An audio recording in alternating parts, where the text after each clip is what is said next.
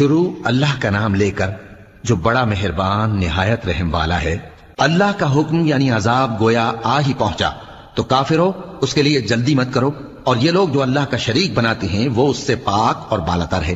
وہی فرشتوں کو پیغام دے کر اپنے حکم سے اپنے بندوں میں سے جس کے پاس چاہتا ہے بھیجتا ہے کہ لوگوں کو بتا دو کہ میرے سوا کوئی معبود نہیں، تو مجھی سے ڈرو۔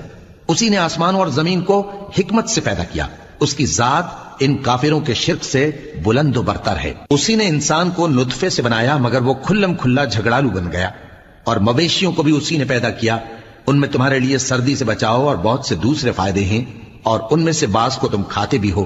اور جب شام کو انہیں جنگل سے لاتے ہو اور جب صبح کو جنگل چرانے لے جاتے ہو تو ان سے تمہاری عزت و شان کا اظہار ہوتا ہے۔